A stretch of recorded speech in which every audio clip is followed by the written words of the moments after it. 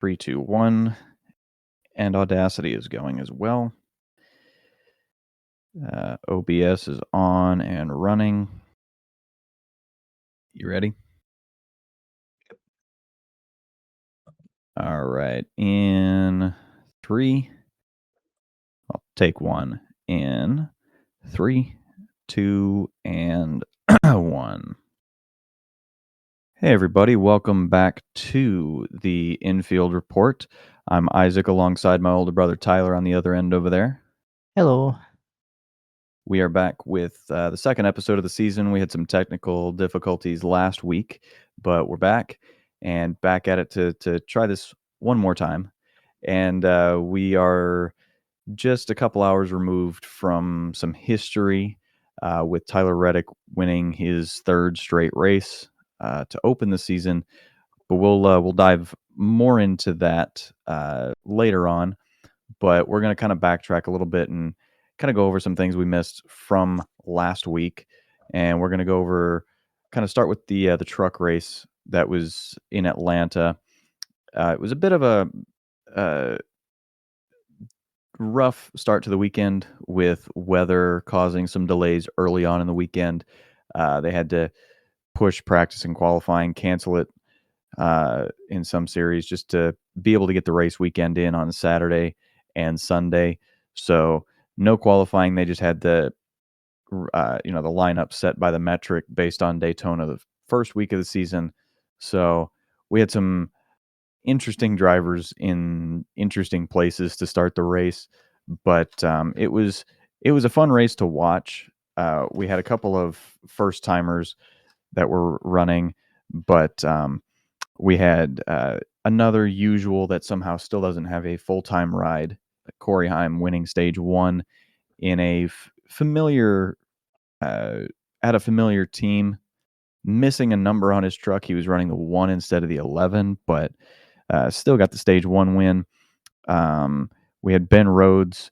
Unfortunately, it looked like he was on track to win stage 2, but he ran out of gas with 2 to go in the second stage, and Stuart Friesen was able to come away with the stage win. He had a fast-looking truck all night, all afternoon. Same with his his teammate for the weekend, John Hunter Nemechek.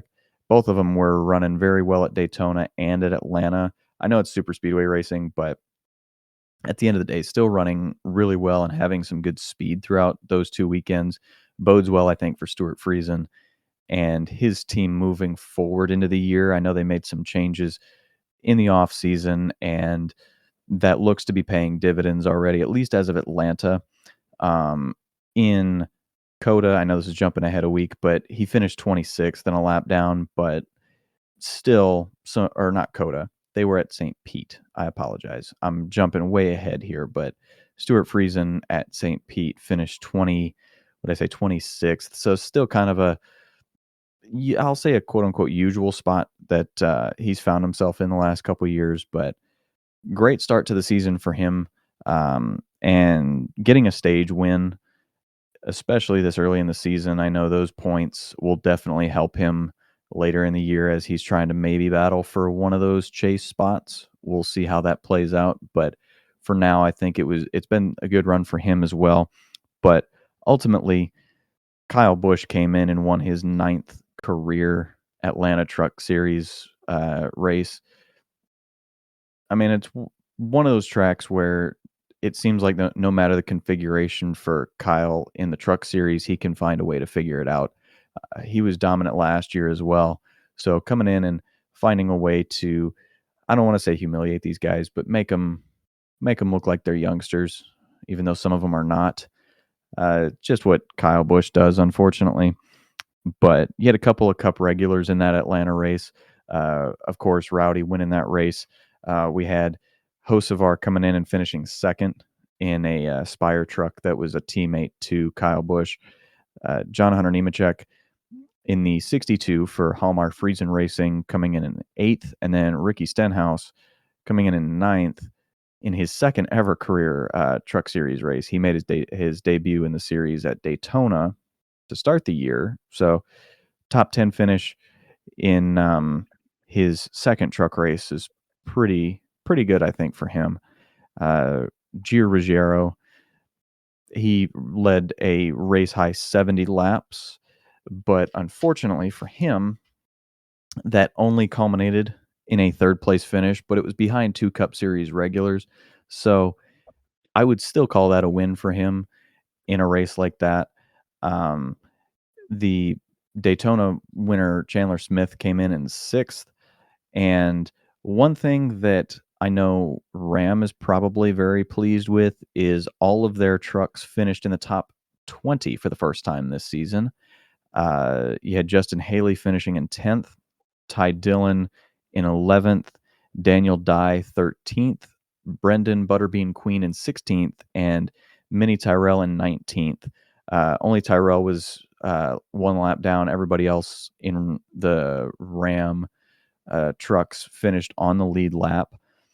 So it was good to see Ram have a good showing coming back into the series for the first time in several years. So looks like they're off to a good start. Again, you can always argue that that's super speedway racing, and you can't really tell anything until you get further along into the season. But regardless, I think good momentum moving forward for them.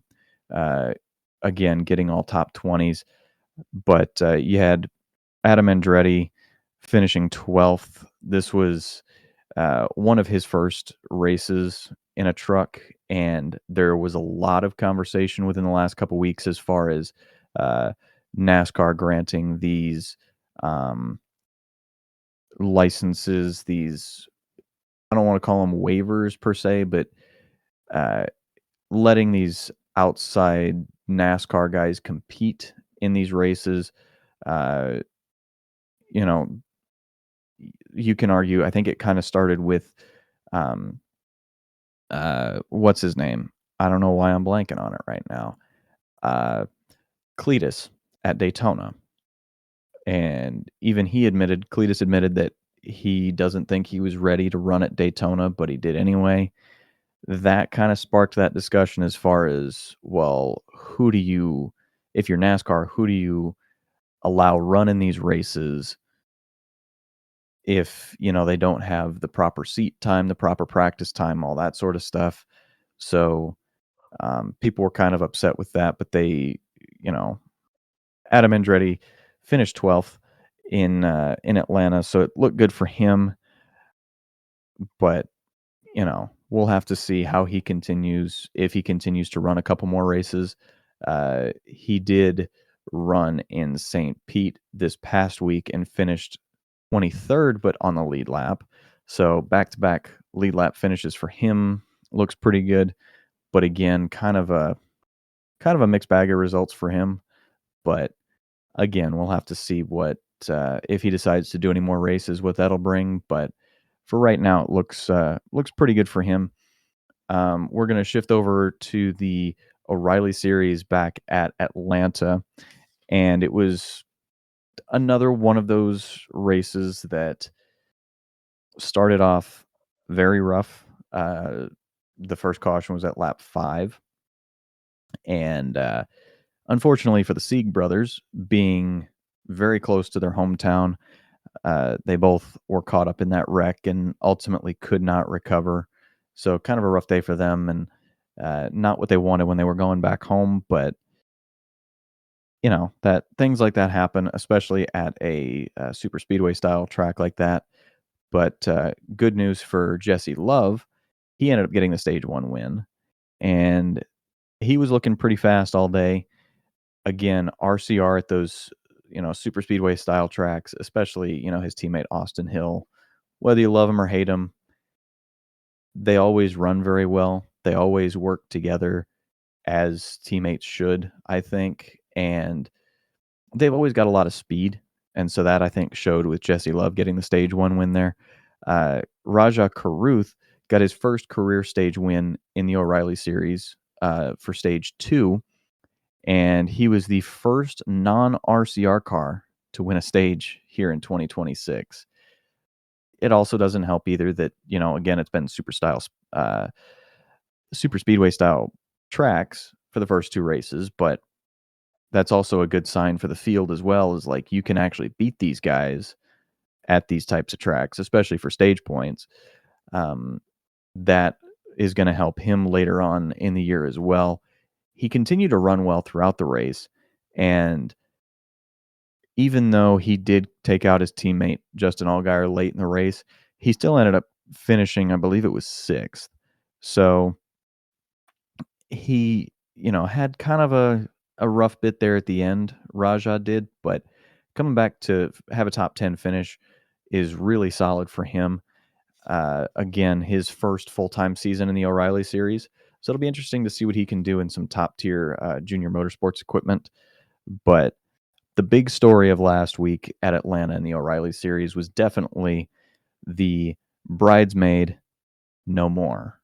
Sheldon Creed finally getting his first O'Reilly Series win after 15 runner-up finishes and 137 previous starts.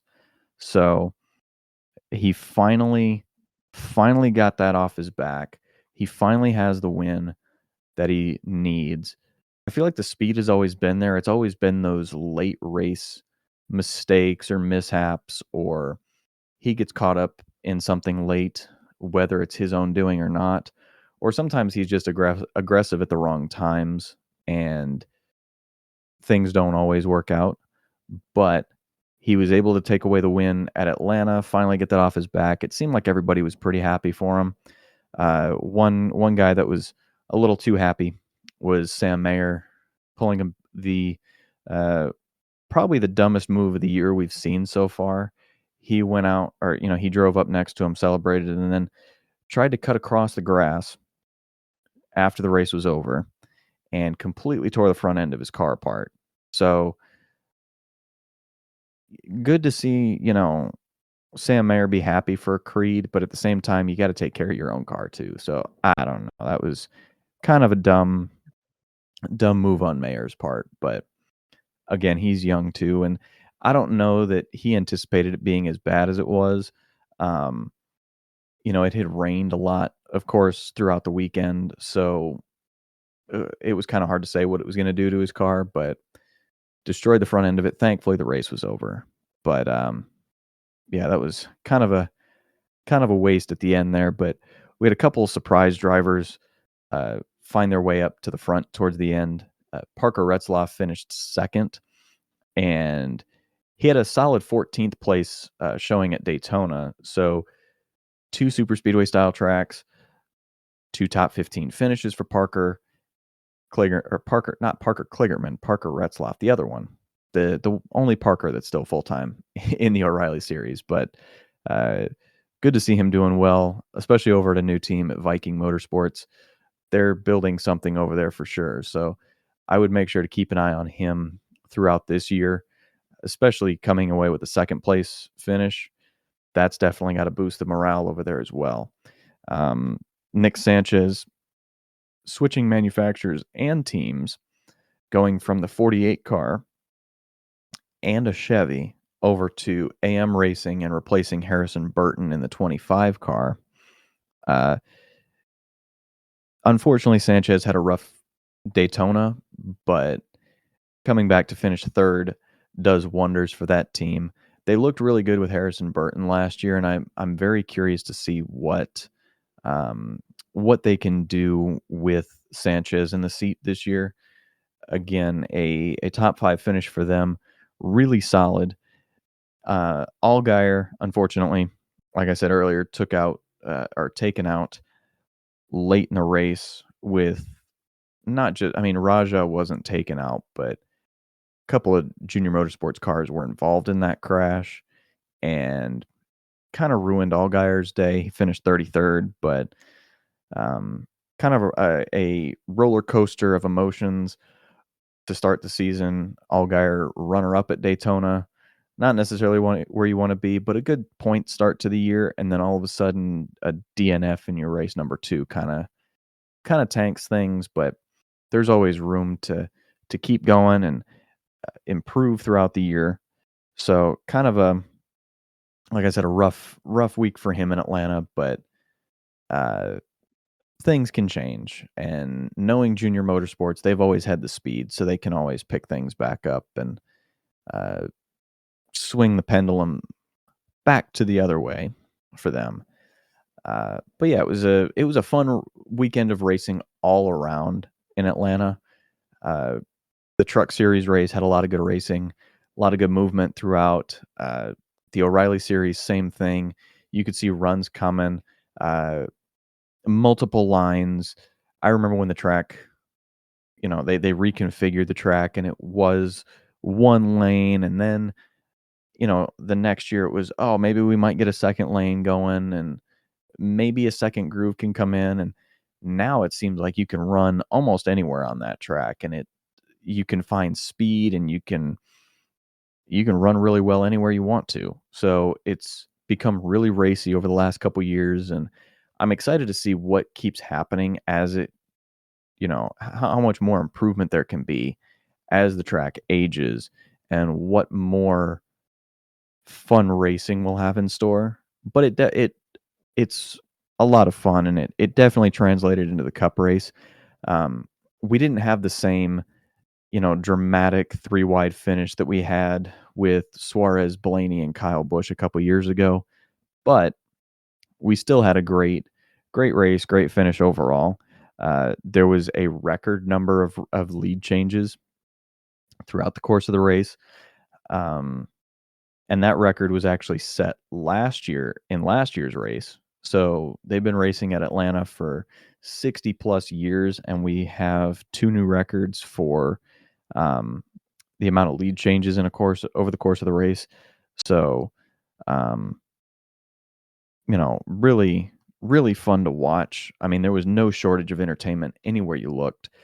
Guys were fighting hard back in the middle of the pack for 20th, but at any given point, that individual in 20th on the inside lane could get a run from behind, or get a push from behind him, and he could be up to 10th in the blink of an eye. So every spot definitely mattered. Um, and Austin Cindric came away with a stage win, a stage one win to be precise, and that was a another good way to start the year for him. I know it hasn't been consistent for him over the last couple years, but early on in the year, it's definitely good to get some momentum going. And I think Austin Cindric and that two team definitely need it.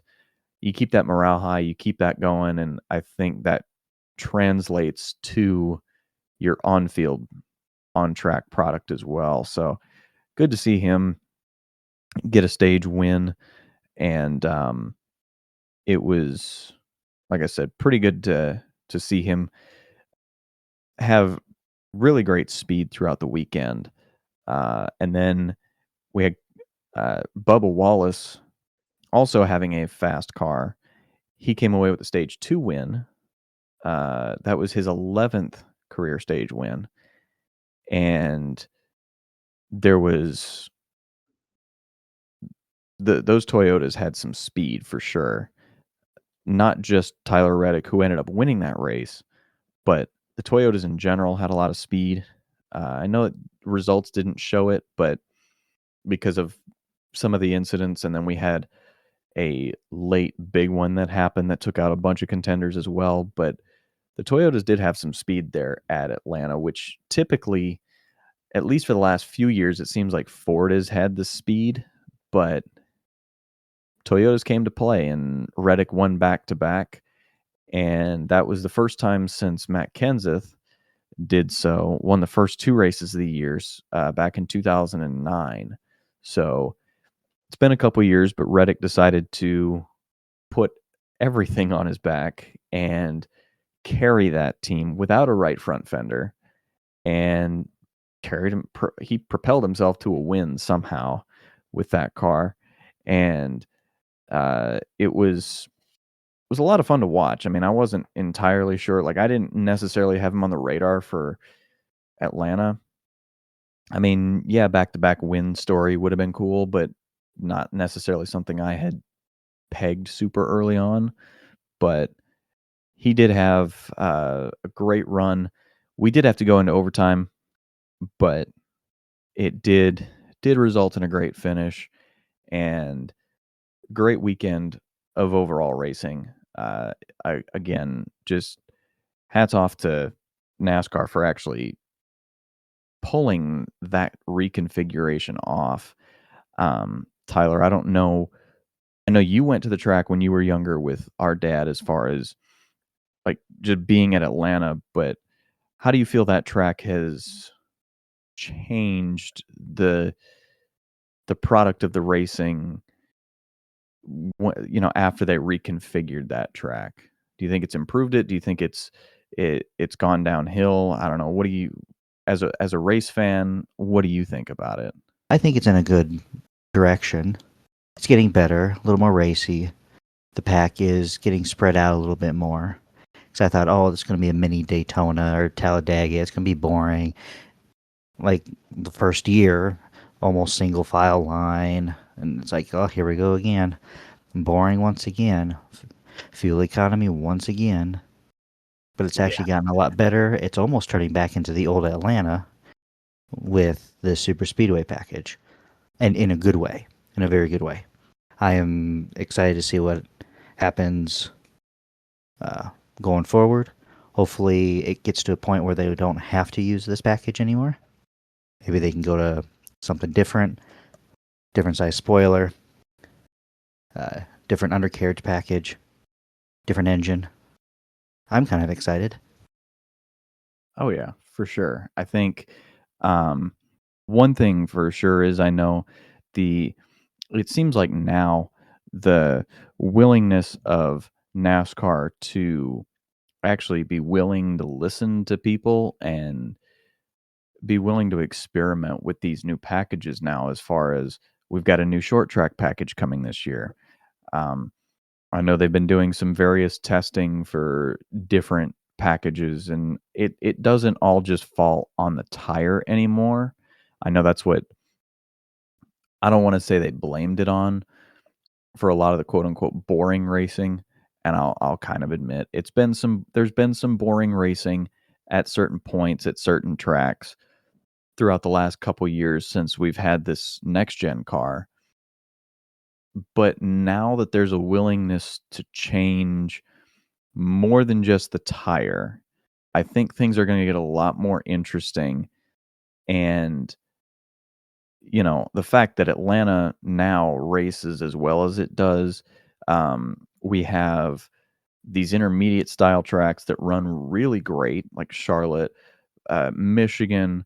We have Kansas. We have Homestead. We have a bunch of these tracks that this car runs really, really well at. That I wonder if there's a way, and we'll find this out here in a couple weeks when we go to Bristol and Martinsville, is will that new short track package combined with maybe a tire change or maybe keep the tire the same?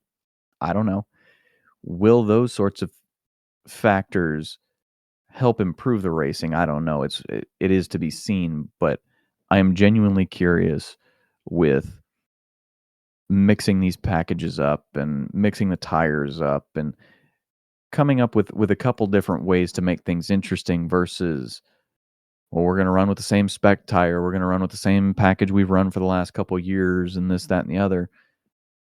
There's got to be some interest in it. I mean, you can't just kind of stick with the same thing you've been sticking with for a couple years. And I know they don't stick with it from spring to fall race if there's multiple races at a track, but it's going to be fun to see what they do, especially moving forward with Atlanta. But um, yeah, it's definitely going to get interesting as the years go on to see that place age for sure.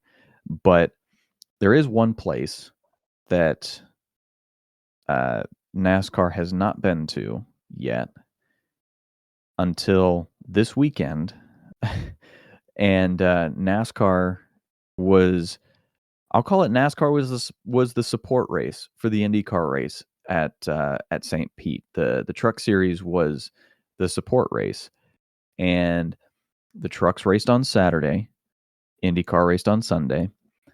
And the truck race was actually very interesting. You had a couple of guys coming in that either hadn't run very many truck races or guys that hadn't run in a long time. I'm looking at you, Dario Franchitti. Sorry, not calling you old, but not racing a truck series race since 2011. Yeah, it puts you on the older part of the spectrum in this field. but he did great. He ended up finishing, 27th. So the results didn't necessarily show it at the end of the day, but having a top 10 in both stages shows really well. Just an unfortunate late pit stop mishap going through the box, something that you don't typically prepare for, especially with limited practice and no qualifying.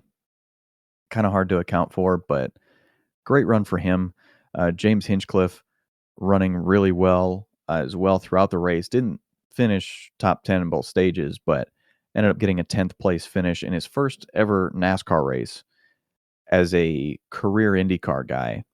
It was really cool to see him come in and do his thing and show these guys that open wheel guys can come in and actually compete. I know we've seen it in prior years. We've seen it with Juan Pablo Montoya. We saw it with Tony Stewart. We've seen it with a bunch of guys. But seeing these guys come in, especially for this race that was a support race to the IndyCar race in St. Pete at a track that's very unique. It's the first street race of its kind for the Truck Series, which was also kind of cool because they got in on the street course action. The O'Reilly Series and Cup Series obviously running in Chicago, but the trucks didn't do that. So now the trucks had their own standalone event and got to race. I don't want to say that iconic St. Pete circuit, but it's become this really cool event, I think, that kind of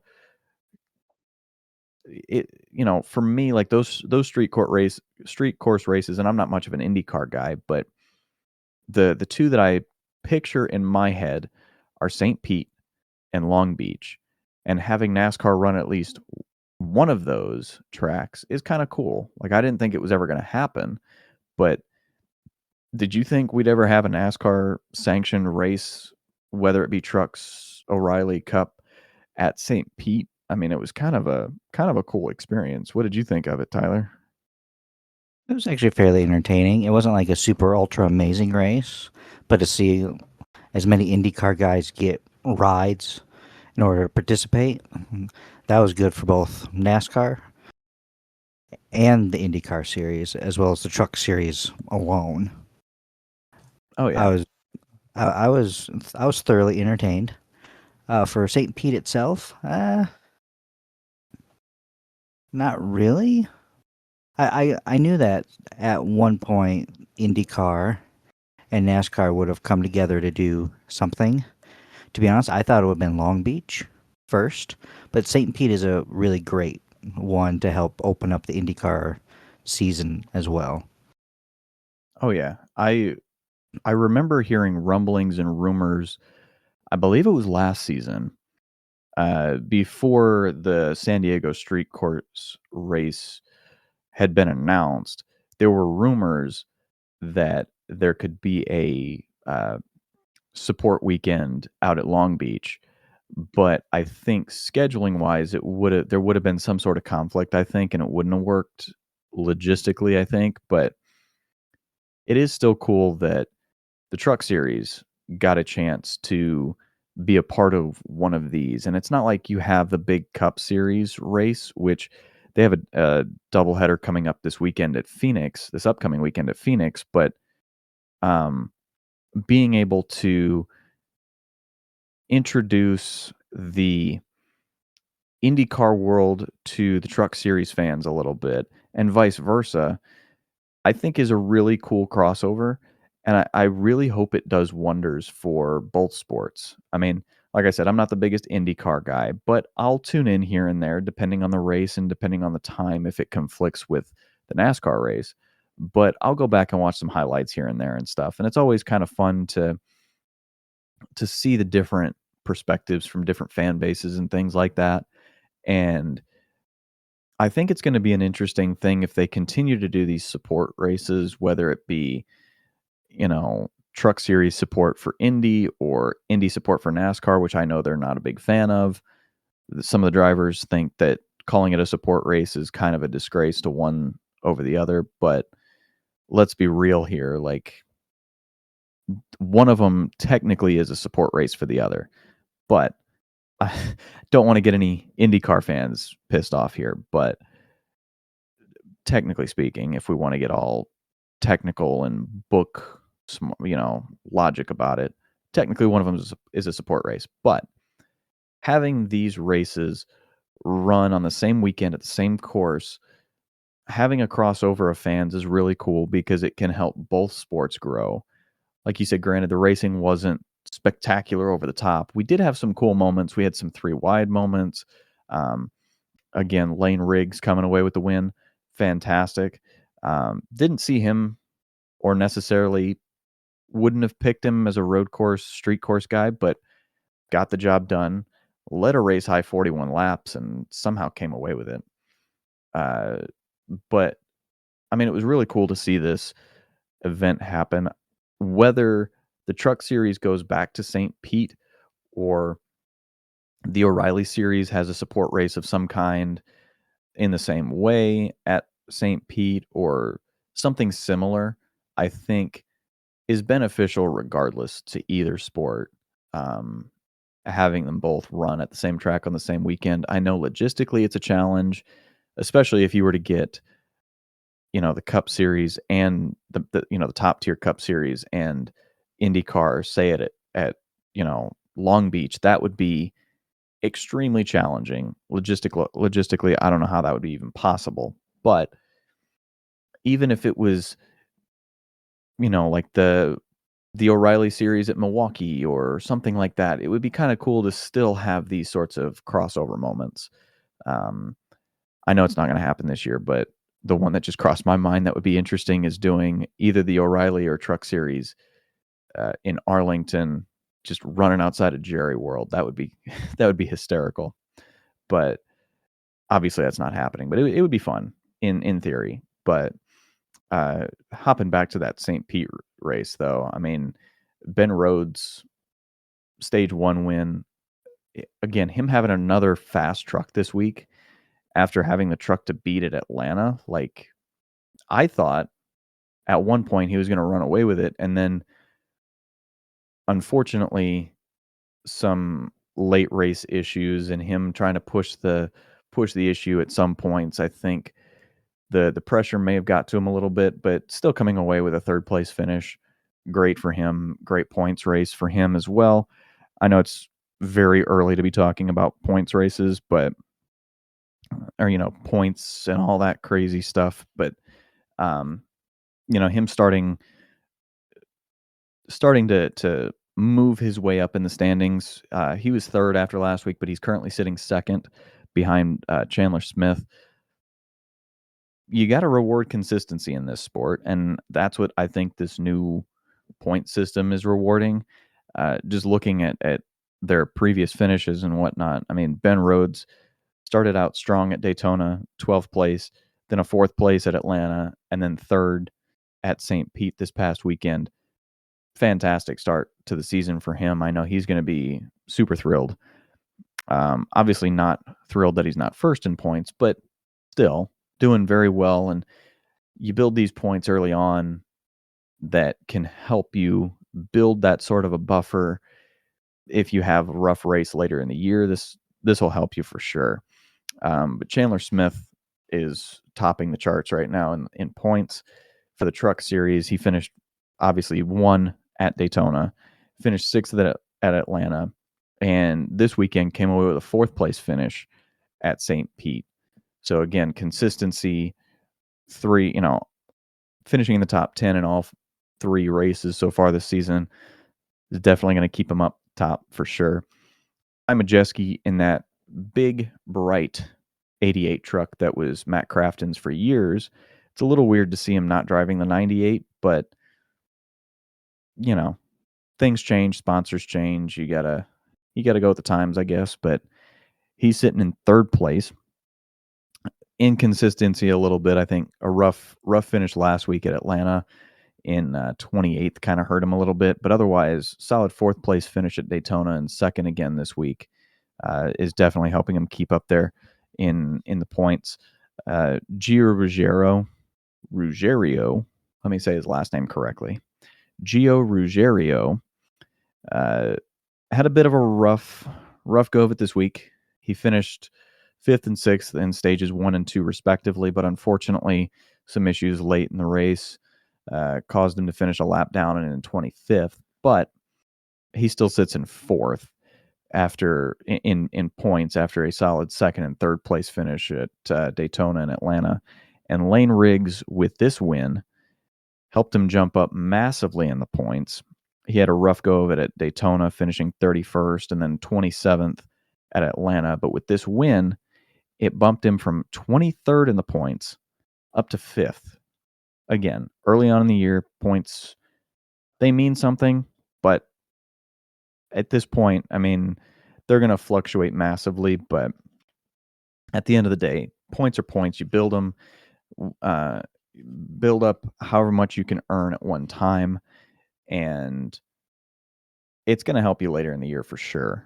You're going to wish you had these points in July and August versus, trying to claw your way back at the very end and you don't have enough. So good to see him getting on the right track again, Lane Riggs, and 2 top 10s, stage finishes as well, earning 70 points on the day. That's a massive point swing for him. So, uh, earning 70 of your 96 season points in one race, that'll definitely help you right there. But overall, great race over at St. Pete, and good to see things trending upwards for Lane Riggs after kind of a slow start last year and getting a couple wins.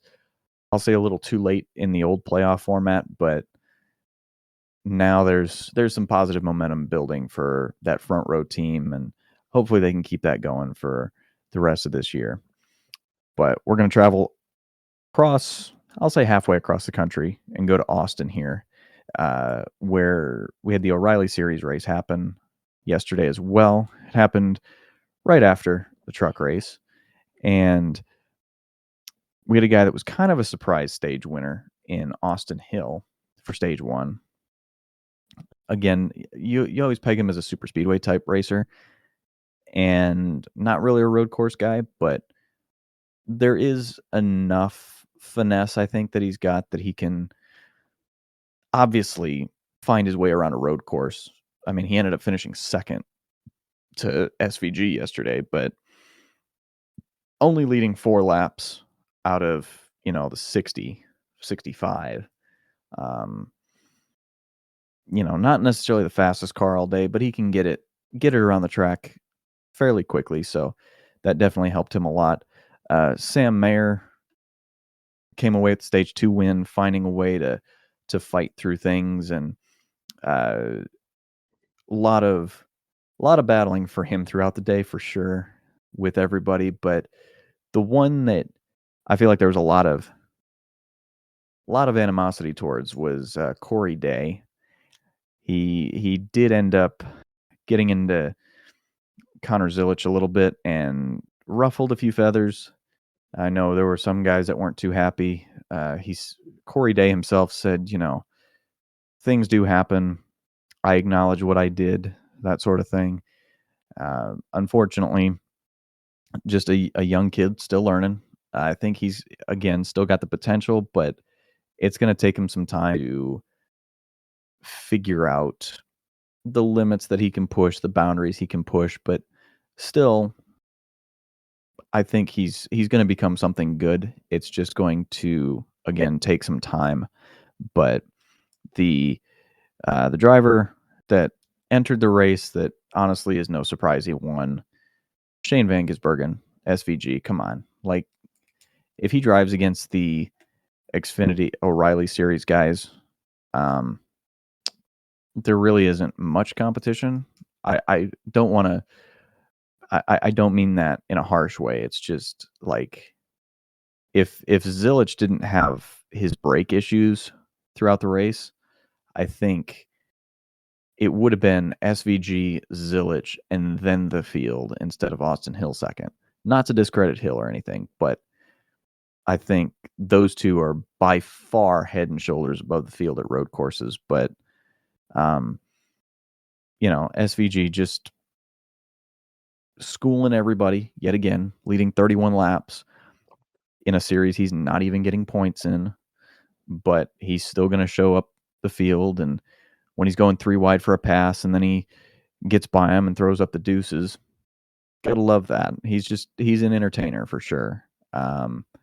And he even alluded to that fact in the pre-race interview, or the pre-race segment that aired when he had an interview with Kevin Harvick this week. He said he understands being the entertainer and like playing up the burnouts when he wins and doing the whole rugby thing, and he understands what it means to be a race car driver and to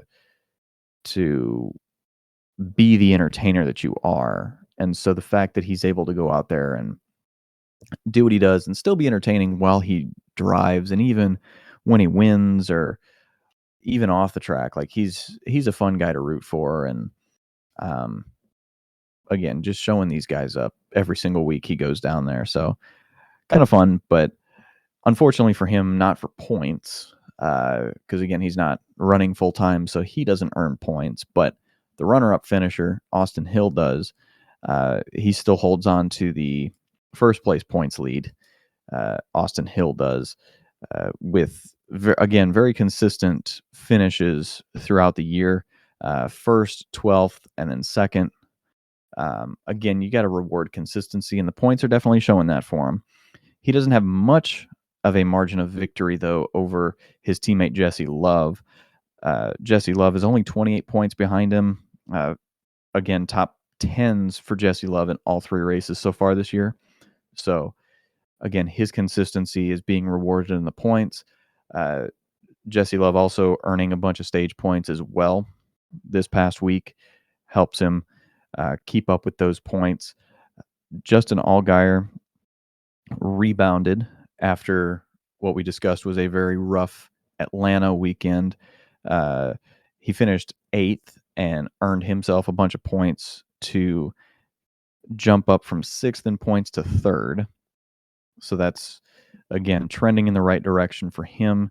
Sheldon Creed's win last weekend at Atlanta, coupled with another top 15 finish for him at COTA this weekend, puts him in 4th. And then Carson Kvapil, who's full-time, but not really, but kind of, sort of, maybe, we don't know. He's in 5th place in points. He's had an up and down year as well, but 7th at Daytona, 32nd at Atlanta, and then 19th at COTA this weekend. That puts him in 5th place in points. Not too terribly far behind everybody else, but again, still early in the year. Points really don't mean much, but they do, but they don't. So, um, these guys have got a lot of momentum that they can either build or lose, and then everybody else below them, same deal. I mean, anything can happen on any given week, and with them going out to Phoenix next week, that's for Allgaier. He's had some heartbreaks and some good some solid memories there too. So I'm definitely looking forward to seeing what he can do next week to help himself out and get him back on the right track for the year. Or maybe it's another unfortunate unfortunate end to his race. We don't know. Anything can happen again at the track. So we'll have to tune in this upcoming week for Phoenix to find out. But that's next week. But we're gonna jump now to the Cup Series race that happened, and I'm not going to avoid it. I'll just say it straight up front. Tyler Reddick made history. Can't understate that enough. First driver in the modern era, actually, not even in the modern era. He's just the first driver in NASCAR history, 77 years of the sport, to win the first 3 races of the season. So nobody's done it in 77 years, and here he is after all the lawsuit drama that was surrounding 2311 in NASCAR this past offseason, after him going winless in 2025, after his son going through all the health issues that he had. the turnaround that came after his son got better, I feel like that may have been that mental block on him from getting past things to finally get himself a win. I think that just unlocked everything. No more distractions, no more outside noise. I think now he's truly locked in and ready to go. Um, he's always been very consistent in the regular season. In years past, he was, the regular season champ a couple times, and he's always been towards the top of the regular season leaderboard for points. But the reason he doesn't have a championship, I think, is because the old playoff format didn't favor guys like him. And I think, and I, you know, referenced this in the first episode, is I think this might be his year, not just for the fact that he's winning 3 in a row to start the year. I think it's just his overall consistency, and now the fact that he doesn't have any outside distractions, the fact that his son is doing much better, and his family's been at the track. Michael Jordan's been at the track. And from Michael Jordan's post-race interview, I don't know that Michael's not ever coming to a race. if his schedule permits, I think MJ is going to be at every single race this year. Just he said Denny is actually the architect behind this team, but he's just the money behind it. But the guy loves to compete, and seeing him so locked into this is so much fun, I think, not only for us as NASCAR fans, but I think for the entire sport as a whole, just to see this guy actually care this much and not just be putting his money behind it, but actually going to the races and being fully invested in what's going on, and he's listening to the radio communications, and who knows, he may or may not have a little bit of input behind there. We don't know. Like, I haven't listened to much, if any, of the radio communications, but he might have some say in certain things, maybe once in a while. But he's not a guy just throwing money at things. He knows what's going on. And for that team to have won arguably the biggest race of the year, then they win 2 in a row, and now they win 3 in a row. I think this is definitely sending a message to the sport that 2311 is no joke, and they are ready to play. And they're not just a young up and coming team anymore.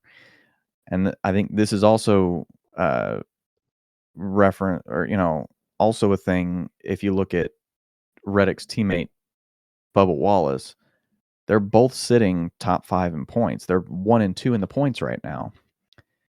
If Bubba would have finished in the top 10 today, they would have been in the top 10 in all 3 races. Bubba finished 11th, but I think the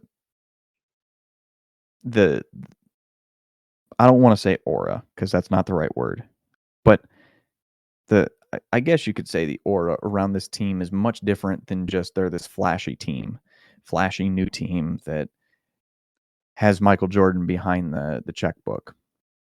He's a guy that's there, that's invested, that is willing to do what it takes, and Reddick is the guy, I think the right guy for the team. And Bubba's had a lot better consistency this year as well. We can't count him out either. And as much as I don't want to say it, Herbst has improved.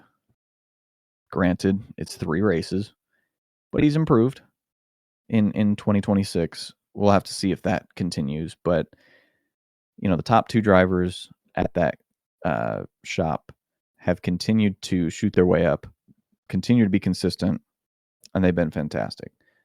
But getting back to the race itself here, because got a little on a tangent there.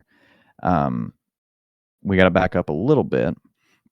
The Trackhouse driver that qualified his way higher than his teammates which nobody would have guessed, as he said in his presser prior, after qualifying.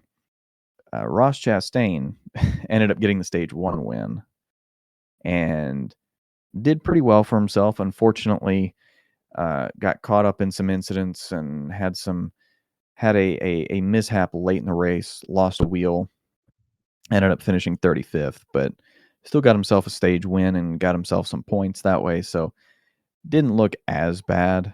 Still not a great run for him, but not as terrible as it could have been. Um, Unfortunately for Chase Briscoe, in stage 3, had an issue with his transaxle and um, he was looking really solid all race. He was challenging for the lead.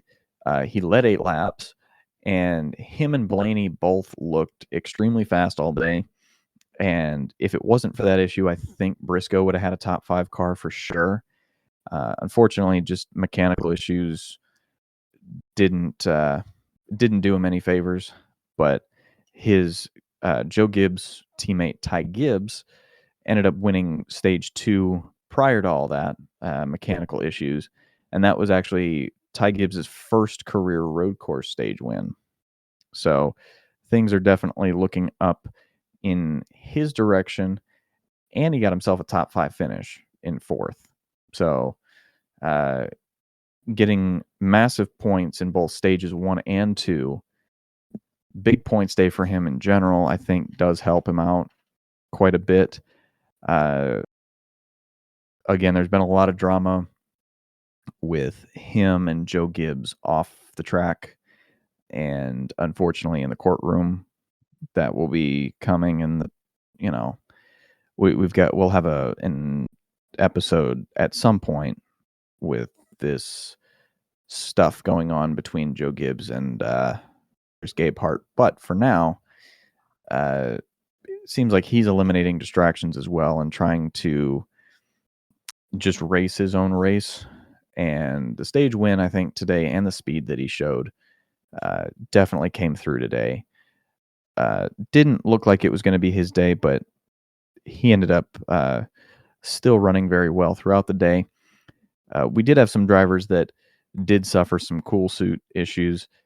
We had Kyle Larson was the first one to report issues. Ryan Preece had some issues as well. AJ Allmendinger had some issues with his as well. Allmendinger actually got carted to the Infield Care Center after the race. He was released. It looked like he had some fluids, an IV with some fluids. So thankful to hear he's good to go.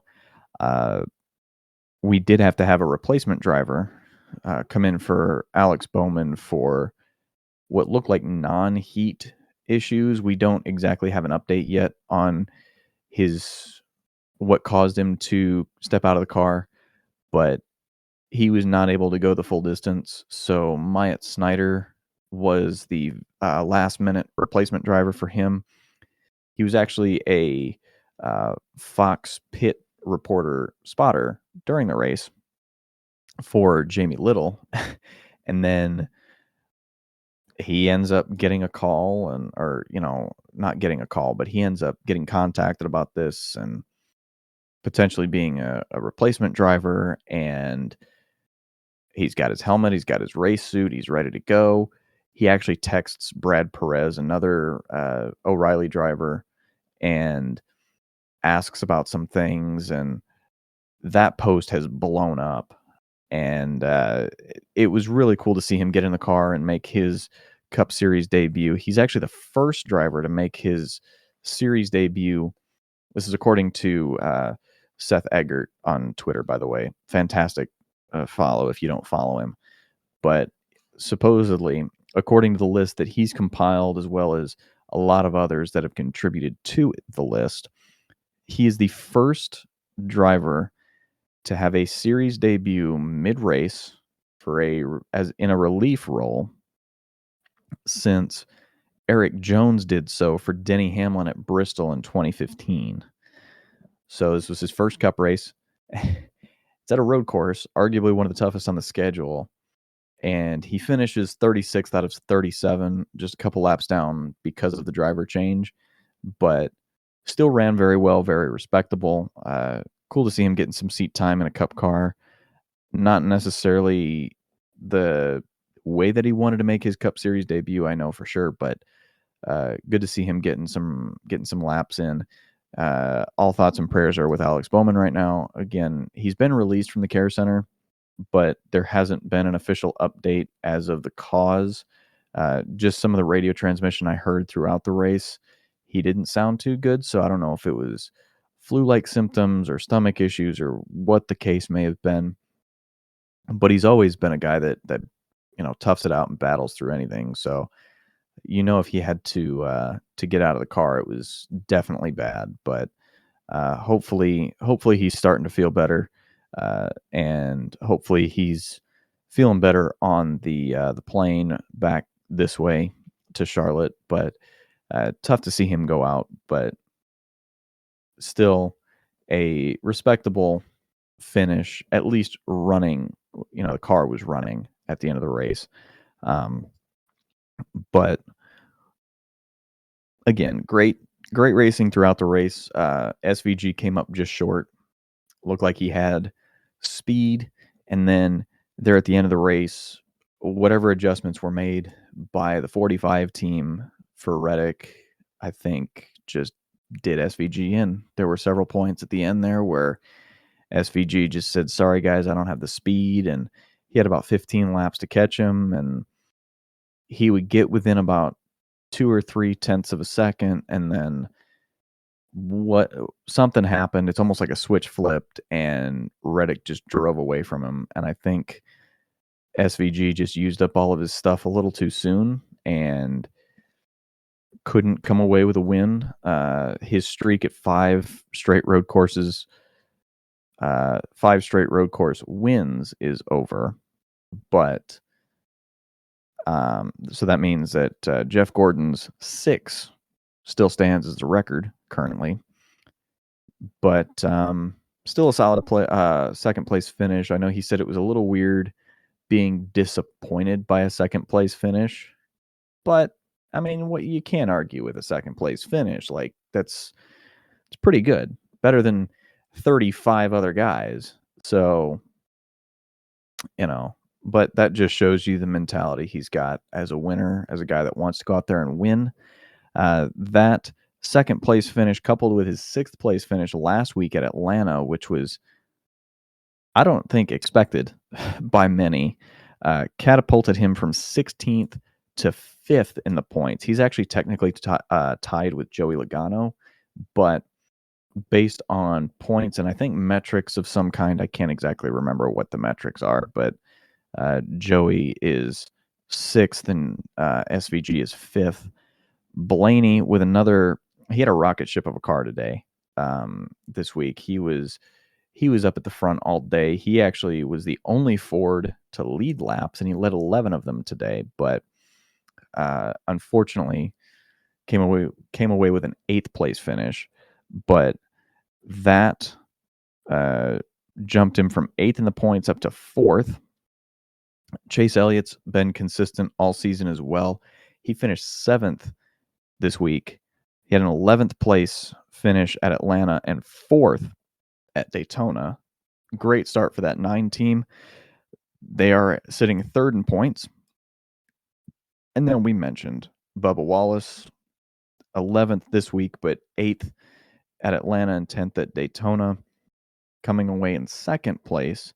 Only second to the guy that's won every single race so far this season in Tyler Reddick. Reddick is out front by 70 points. It's going to be an uphill battle for everybody else to catch him in points as of now, but these are the types of cushions you like to build now.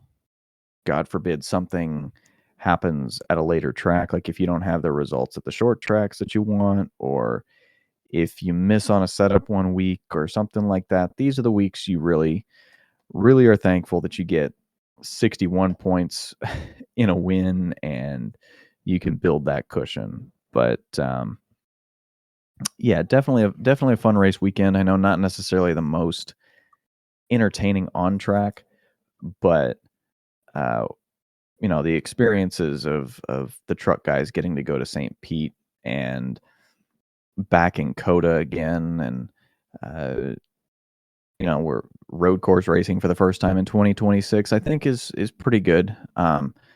Again, not sure how Jeff Gluck's good race poll is going to go, but I would say if you weren't necessarily focusing on the lead, it was an okay race.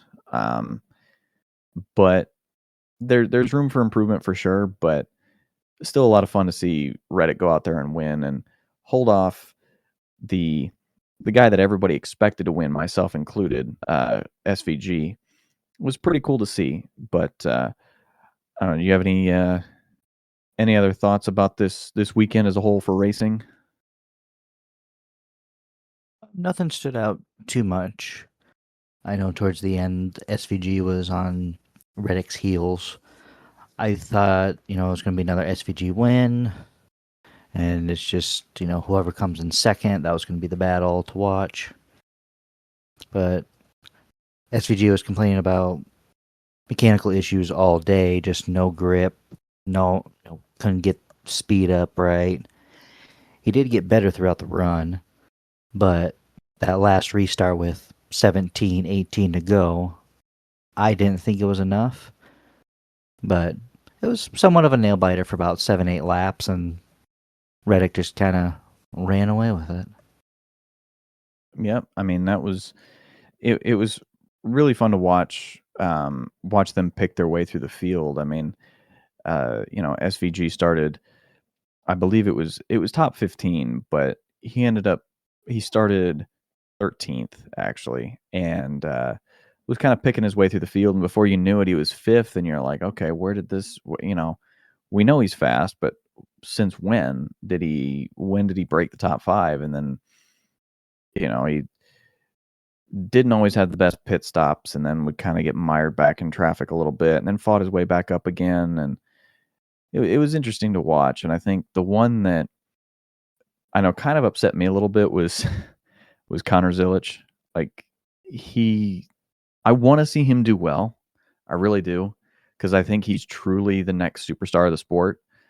But with him getting spun out a couple of times, uh, ruined his day. But he still found a way to come back and finish 14th after the spins. Like that doesn't happen at road courses. Usually, you get spun at one. If you were to go about 10 years ago, just random time. But if you were to go about 10 years ago, if you were to spin on a road course and get stuck at the back, that's typically where you'd finish unless you had guys crash out in front of you. But the fact that he was able to, be spun out and come back and fight, and he was in the top 5 for a bit, and then unfortunately getting spun out again and still finding his way back to 14th, I think definitely shows a lot of skill that he's got. Um, Again, doing this at a track where he made his Cup Series debut last year and unfortunately got wrecked out pretty early by his teammate at the time, Daniel Suarez, unintentionally. That it's funny. Suarez wrecked him out of the race last year unintentionally, and then this year unintentionally.